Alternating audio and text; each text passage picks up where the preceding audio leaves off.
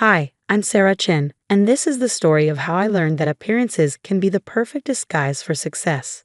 For 3 years, I cleaned offices at Chen Technologies while secretly owning 51% of the company's shares. But let me start from the beginning. I met James Chen at a coffee shop 5 years ago. He was struggling with his startup, working endless hours trying to keep his small tech company afloat. I was immediately drawn to his passion and determination, even though his company was barely breaking even.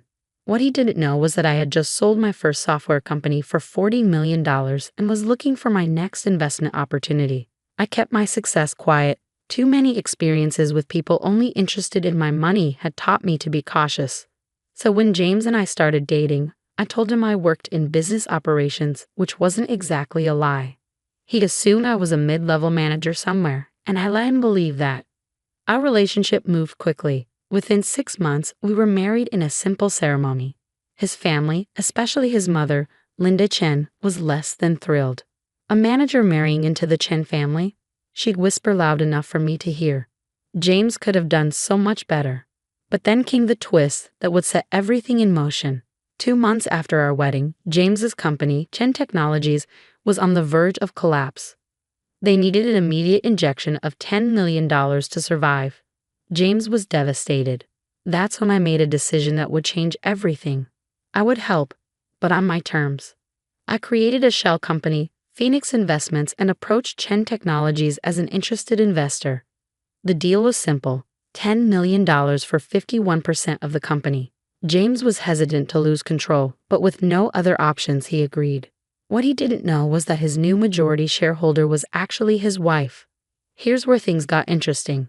To keep an eye on my investment while maintaining my cover, I took a job as the office cleaner at Chen Technologies.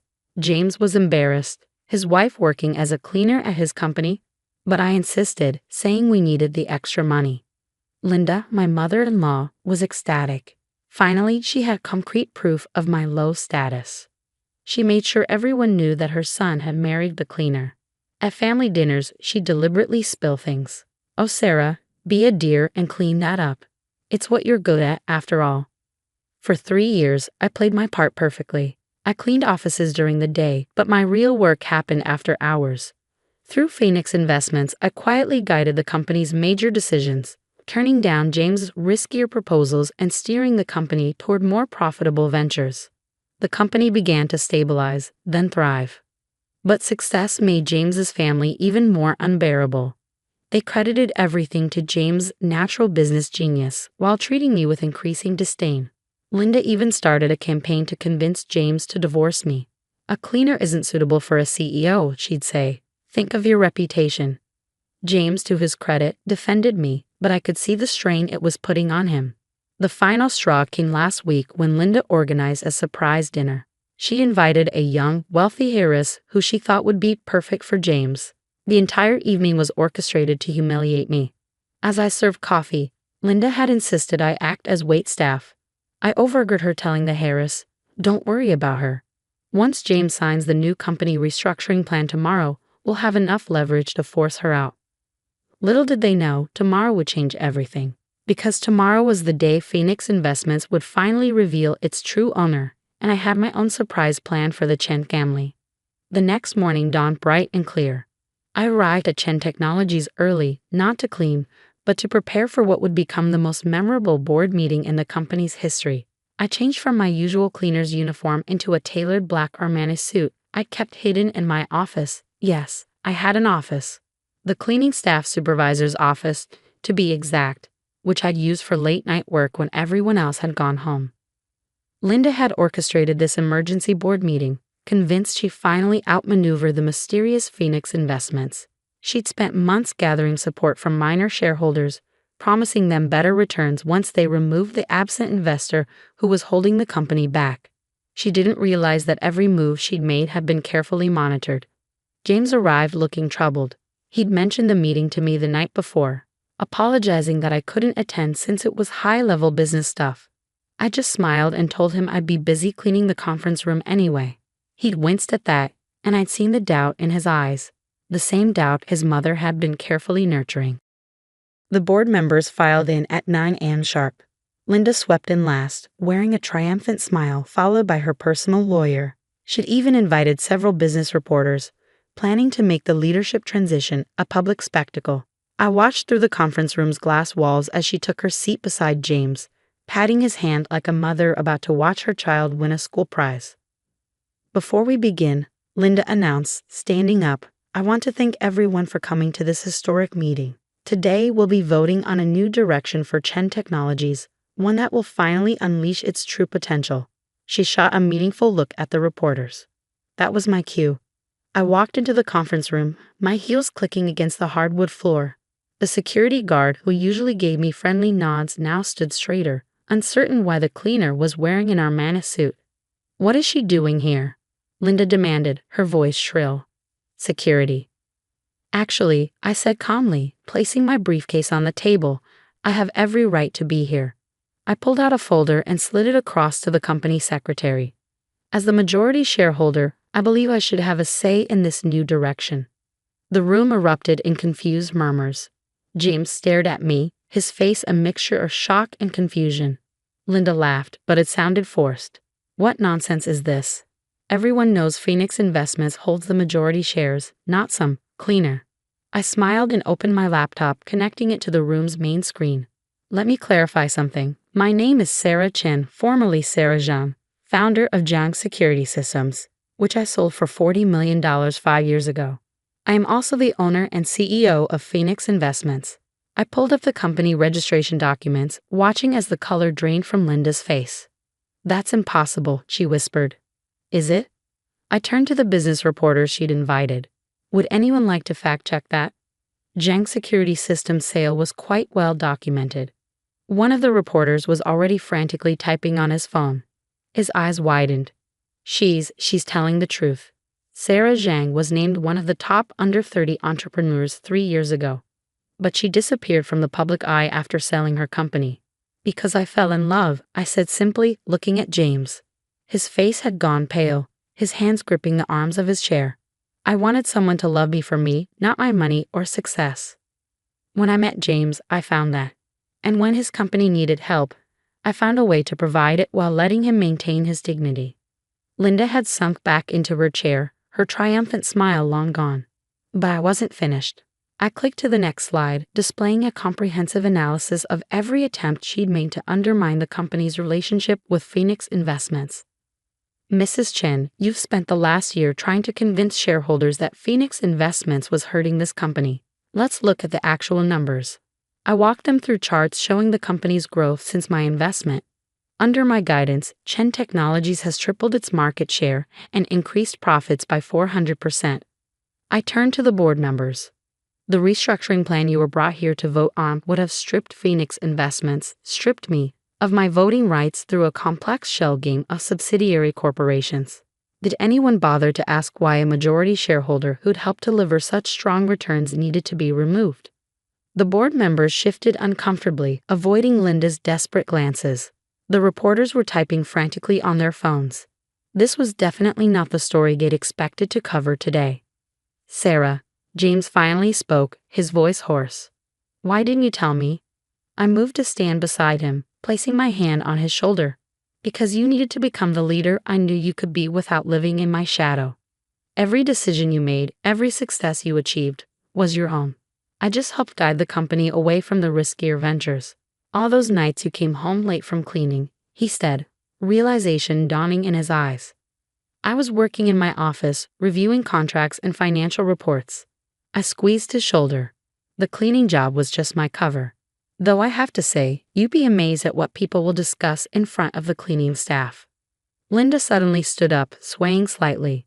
"This is all a lie. Some trick. You're just a cleaner. A nobody. You can't be." "Oh, but I am." I cut her off firmly. "And now that everything's in the open, we need to discuss your attempts to seize control of this company. The board members might be interested to know about the offshore accounts you've been promising them." I pulled up another document on the screen. Linda's eyes rolled back, and she crumpled to the floor in a dead faint. As people rushed to help her, I caught James's eye. He was still processing everything, but I saw the beginning of a smile tugging at his lips. "You really cleaned up this situation, didn't you?" he whispered, and I knew we would be okay. But the day wasn't over yet. As Linda was helped into a chair, coming around, I prepared to reveal the final phase of my plan. One that would secure the company's future and put an end to the power plays once and for all. In the chaos that followed Linda's fainting spell, I maintained my composure and continued the meeting. After all, I hadn't spent 3 years building this company to let one dramatic revelation derail our future. As Linda was helped back into her chair, still pale and shaking, I moved to the next phase of my presentation. Now that we've cleared up the matter of ownership, I said, clicking to a new slide, let's discuss Chen Technologies' future. I laid out my vision, a merger with my new startup, a quantum encryption company I'd been quietly developing on the side. The combined companies would be worth over $500 million. This is what you've been trying to prevent, Mrs. Chen, I said, addressing my mother-in-law directly. While you were busy planning my removal, I was negotiating one of the biggest deals in Silicon Valley's cybersecurity sector. The reporters were practically salivating. One had already published a breaking news tweet that was going viral. Cleaning lady revealed as secret tech millionaire CEO during hostile takeover attempt. James finally found his voice again. All those times you said you were at night school, learning business basics. I was meeting with investors and development teams. I smiled apologetically. I'm sorry for the deception, but I needed to keep this quiet until everything was in place. Linda, who had recovered enough to speak, tried one last time to regain control. The board won't approve this, she said weakly. They know better than to trust some what, mother? James cut in, standing up. Some woman who built a successful company from scratch. Some person who loved your son enough to help him succeed while staying in the background. Some CEO who just offered us a deal that will make Chen Technologies a major player in cybersecurity. The board members were already nodding enthusiastically, looking at the projected profit margins with growing excitement. The deal wasn't just good, it was transformative. I moved to approve the merger, one board member said quickly. Others seconded immediately. As the votes were counted, unanimously in favor, I watched the last of Linda's power crumble. She'd spent years building her influence in the company, positioning herself as the mother of the CEO, the wise advisor, the power behind the throne. Now she was just the woman who had spent 3 years mocking her daughter-in-law for being a cleaner. The meeting concluded with the signing of preliminary merger documents. As people filed out, buzzing with excitement about the company's future, James pulled me aside into his office. 3 years, he said softly. 3 years of watching my mother belittle you, of seeing you clean floors and empty trash cans. Why did you put yourself through that? I took his hand. Because I believed in you. In us. I wanted to help you succeed without making you feel less. I've seen too many relationships destroyed by money and power imbalances. He pulled me close. You know what amazes me most? Not that you're secretly wealthy or that you've been running the company from the shadows. It's that you were willing to clean toilets just to stay close to me and help the company succeed. Well, I smiled. It did give me an excellent view of how the company really operated. Your middle managers really should learn to watch what they say around the cleaning staff. The next few weeks were a whirlwind of changes. The merger announcement sent our stock price soaring. Business magazines clamored for interviews, fascinated by the story of the undercover CEO. I agreed to a few carefully chosen ones that focused on the business strategy rather than the family drama.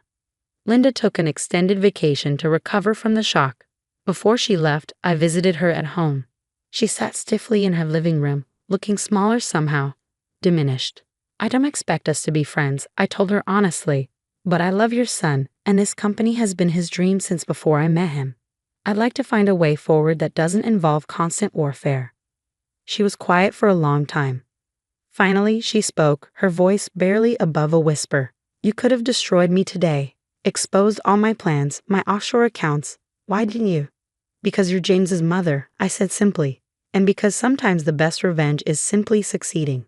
She nodded slowly, and while we didn't hug or suddenly become best friends, something shifted. A foundation for a different kind of relationship built on respect, if not affection. James and I moved forward too. He insisted on taking me to dinner at the coffee shop where we first met. As we sat in the same booth where I'd first fallen for his passionate talk about his struggling startup, he took my hand. You know what this means, right? He said with a grin. No more pretending. No more cleaning uniforms. I squeezed his hand.